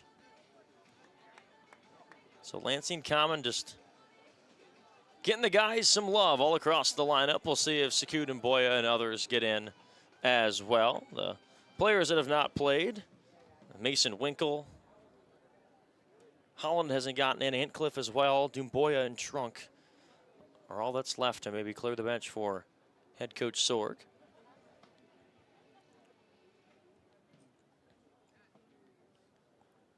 Who do you got tonight, Carolina or Vegas?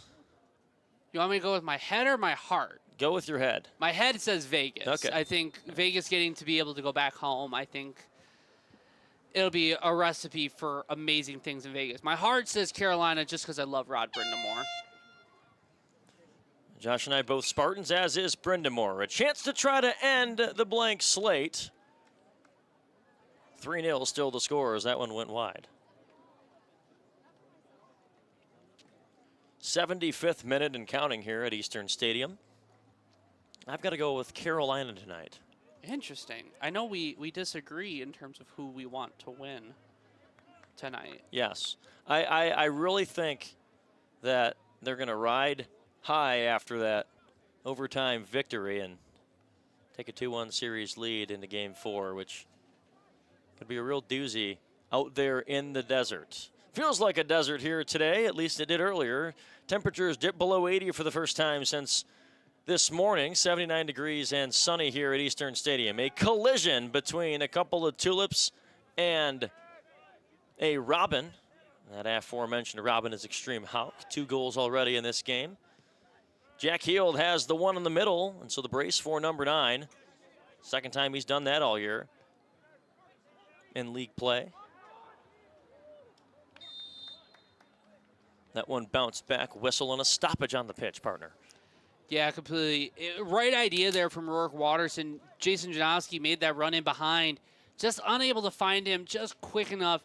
Jason Janowski strays offside. But again, the Robins, despite being down to 10 men, it almost feels as if this is an even game now, and still the Robins taking advantage of it.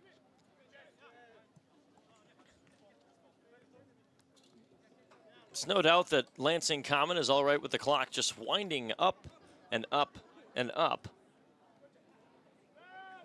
So the 3-0 lead as Spencer Powell collides with Chase Greaves.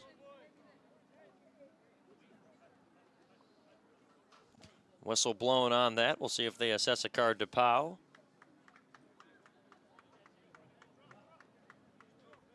Looks like they won't, so it'll just be a free kick with no card to Powell. Powell hasn't really gotten too aggressive in this one. That wasn't a dog, so there was guys behind Spencer Powell, so rightfully no card. But again, a dangerous position here for Tulip City FC. Watch out for this number 11 if no one comes out to mark him. Potentially play it short, try and play a curler into that top right corner, trying to get the blank off the board and just get something in your favor. Appears there will be another soccer match after this one. Some players of an unnamed team waiting. The send towards the box is awry for the visitors. Tulip trying for the other crosser. That's off the foot of Watterson. Popped into the air towards Janowski, the social media sensation, over 100,000 followers on TikTok and 80,000 on Instagram. Maybe he'll give his followers something to show for it. Janowski off the rebound, another save. Third time's the charm, potentially Watterson falls down.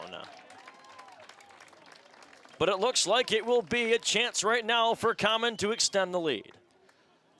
Great stuff here. Great ball in, completely onside Jason Janowski. Not the pace or the power on that shot. Great stuff from Tegan Krall. Rourke Watterson, the number 16, comes sliding in with the foot. Clear call for the official. And the question is, who do you give it to? Do you give it to Janowski? Do you give it to Extreme Hawk? Looking for his hat trick in the game. Do you give it to the guy that won the penalty, Rourke Watterson? Many different options here on this chance for Common.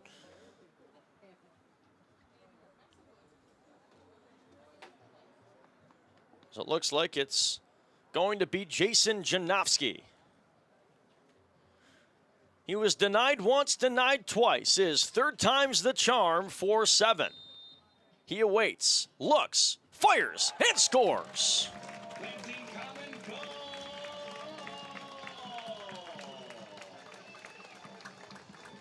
A bloodbath has ensued in Lansing. 4-0 despite being down a man. Janowski executes from the spot. Tegan Krall trying his best to put off number 7. Puts it in right down the middle.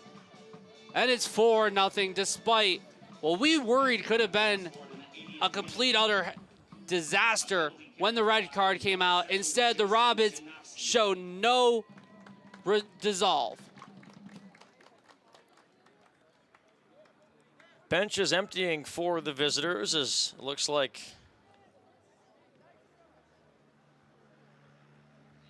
their coaching staff has decided to potentially wave the white flag. Take a miracle with all the reserves in and a 4-0 deficit to come back in this game, but Zach Riordan looks like he has just seen enough and has decided to go to the bench and conclude this one in what has been an absolutely dominating effort. So for all intensive purposes, with 9 minutes to go and a 4-goal lead, looks like Lansing Common is going to come out victorious in regulation here against the visiting Tulip City United SC, which will vault them back over Goshen City. So Goshen's pedestal reign is over in first place, as less than an hour spent at the first mark before Lansing Common has been able to overtake them and score 4 goals in this game and notch 10 total points in the league standings. Of course, if this result holds, but for all intensive purposes, we will say that it will. And crossed inside towards the net, a diving save, not before a whistle. So you're in first place, Josh. You're in first place this far into the season. You've got 2 road games before coming back in late June, of course, schedule permitting. Lansing Common has a real chance to really blow this thing open. I completely agree with you, partner. However, that happened last season, too. The Robins were dominant all the way up until, I'd say, about that 7-game mark, and things kind of unraveled there. Despite what has been an excellent start to the season, you have to stay grounded. It's not over until it's over. You have to keep going regardless. Goal differential may end up being important. Head-to-head might be important. Getting a win here against Goshen City might be the difference maker. You cannot lose focus of what the ultimate goal is. Extreme falls down, looks for the call and gets it. A foul will go the other way. No doubt, and you've seen it in plenty of different sports. You've seen it in In college hockey, you've seen it in professional baseball. You have the MLB and the Detroit Tigers last season. Playing the entire season through is of utmost importance because, like you mentioned, Game 7 isn't game final, especially in a league like this where you play a plethora of more games. Lansing Common, the job is not finished, but right now in the driver's seat for the division.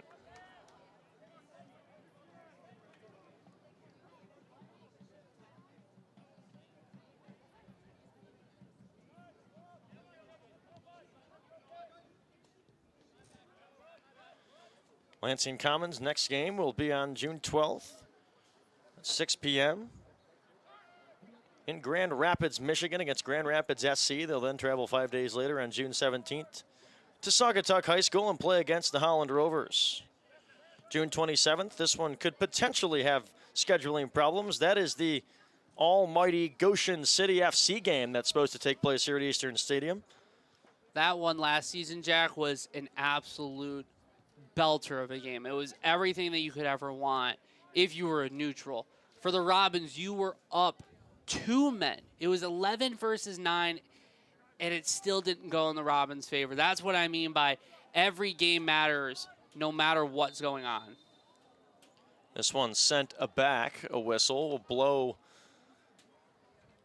the ball back to the Robins' way. Looking at this schedule, though, it is quite favorable. July 1st at Holland High School, they'll play against this Tulip City squad that they've just dismantled today as Sekou Dumboya makes his way on to the field for the first time in this contest.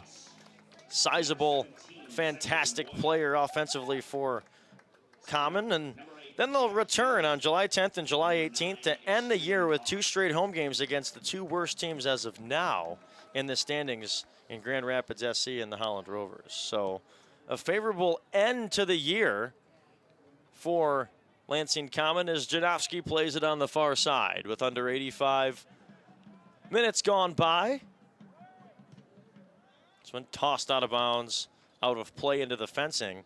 So you could argue a tougher end of the schedule last season led to that fallout. An easier end of the schedule, of course, going on the road against a team you've dismantled here and then ending with 2 home games against 2 other teams that are in the lower points of the standings, but you don't know how they'll be in a couple of months. The thought process for Common is 1 game at a time. It's got to be. Completely agree. That'll be an offside. Into the chest, playing catcher is Jackson Kiska. And that game against Goshen is really, I cannot stress enough, is going to be the difference maker for whoever wants to win the Great Lakes West Division title. Because like I said, that Goshen game last season, while an amazing game for the neutral, ended up being what kind of started the fall off for the Robins. Kind of lost a couple games after that, and it was kind of out of sight. So the Goshen City FC game on June 27th is going to be the difference maker for the division. Again, it does look like there are some schedule issues, so we'll see if that game does stay scheduled or not. But for Lansing Common here, a dominant effort. 4 minutes until the 90-minute mark. We'll see how much time they add on. It won't be much, as this game is well out of hand, and Lansing Common has just taken this over. A fantastic evening for soccer as we've ended our Saturday with a Lansing Common victory here at Eastern Stadium. I'd argue the most complete game of the year. You might not count the Ypsilanti game 7-0, but the most complete game of the season when it mattered the most in league play for Common. Completely. Despite being down a man for the past 45 minutes, I've said it repeatedly throughout this half, it's felt like it hasn't been down a man. It's almost as if the Robins needed to go down to 9. Oh my goodness, Kiska showcasing the skills. It's almost as if the Robins had to go down to 9 for it to feel like a real disadvantage. 11 v 10, the Robins have still held their own, and they've really shown that they can play multiple ways. They can play in possession and they can play out of possession, going for the counterattack.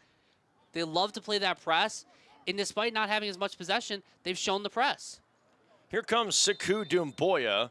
Going to rule him offside, bring it right back.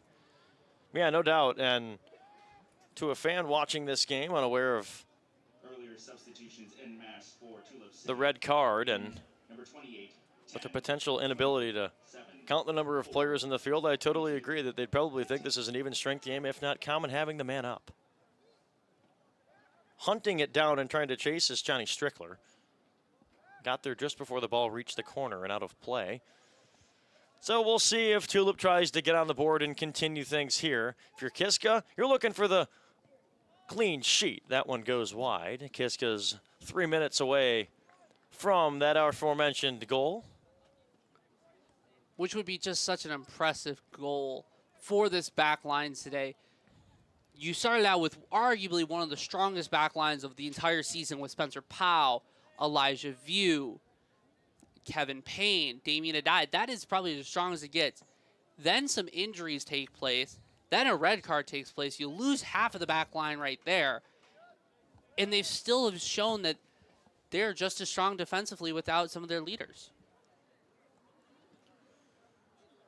Bouncing back and forth is the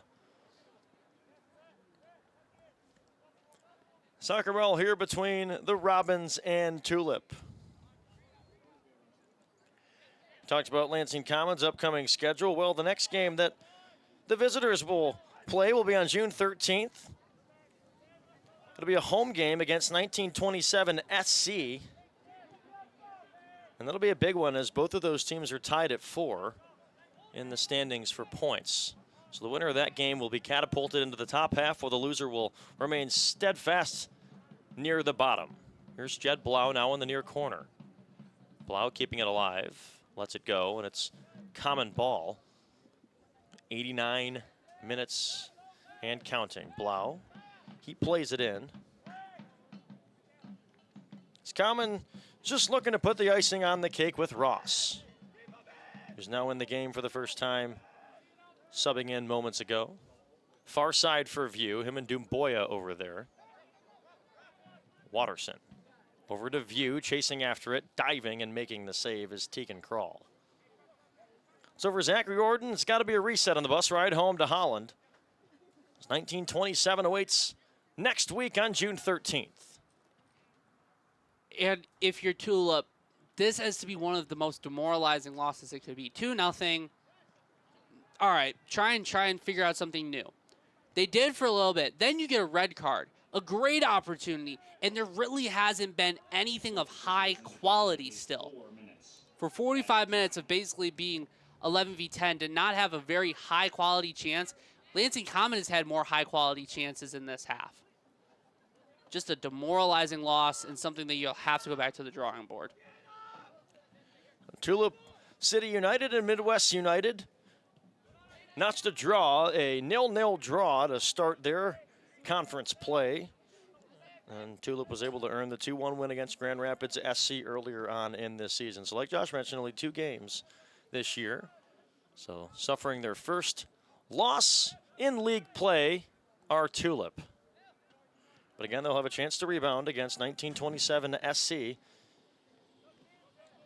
on June 13th at 5 p.m. in Holland. Common, on the other hand, a chance to really pull themselves ahead in the standings these next couple games. 4 minutes of additional time has been announced and added to the scoreboard.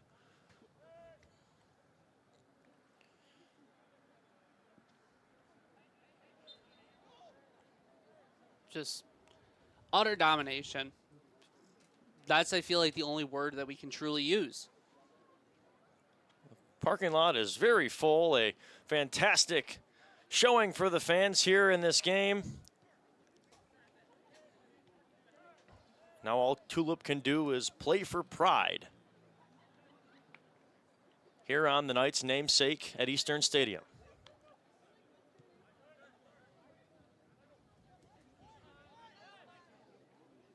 Watterson is no stranger and unafraid to playing until the final whistle, as is Spencer Powell. He'll just knock this one out of play.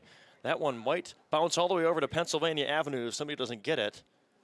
We will see. And it ends up in the road. You have to love the fact that this game is over. It's over. 92 minutes. You have to love it if you're a Robins fan, of course. They're playing all the way to the 94th minute. You have to love that. Playing with heart, not stopping, continuing to try and go for it. They could just waste this time if they wanted to, hold on to the ball, play ticky-tack possession. Instead, they're still trying to get a 5th goal. They're trying to extend their goals forward and their goal differential in their favor in case it comes down to a tiebreaker. You have to love that they're still playing till the referee blows the final whistle. In the general Lansing Common FC chat, Rich Schenk just texted that Kiska has been that dude today, and that sums up his performance, no doubt. It's Jackson Kiska is moments away from keeping the goose egg on the scoreboard. Pops this one up, maybe one more chance for the visitors. Have to make potentially one more stop for Kiska. A crosser off the leg of Blau. And with the 4 extra minutes look like they're approaching, Common just has to protect here on this corner, and that will be all she wrote.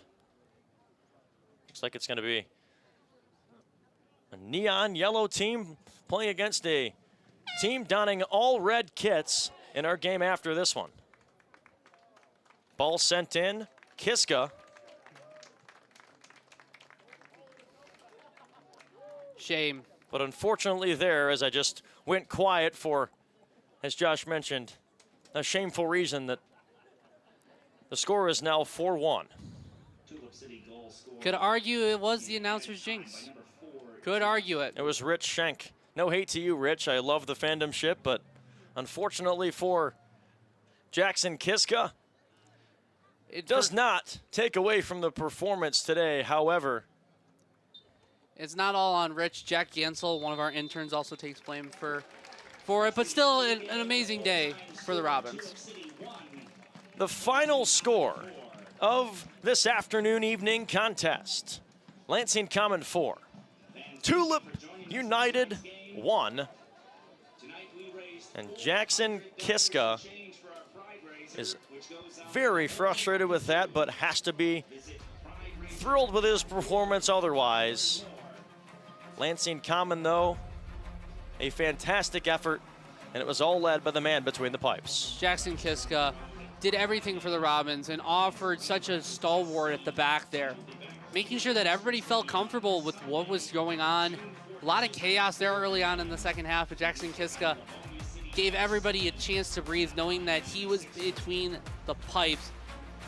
And Extreme Hauk had a great game too, scored himself a brace, could have had an opportunity for a hat trick if they opted to give him the penalty. Instead it goes to Jason Janowski, but all around, it may show 4-1, but really it was 4-0, and it was an excellent performance today from the Robins. Lansing Common gets it done at home here at Eastern Stadium. A league win that improves them to 10 points in the standings and catapults them into first place. Don't look now, folks, but the Robins are hot, and they're going to look to continue that next week on the road for a couple of games before returning here on June 27th to play against Goshen City. That about wraps it up from here at Eastern Stadium. From our broadcast partner, Josh Lee, Steve Beckman, Scott Oberlander, our producer, Josh Pugh, Eric Walcott, and the rest of our Lansing Common crew. This is Jack Bowinkle saying so long, good night, and enjoy the weekend from Lansing.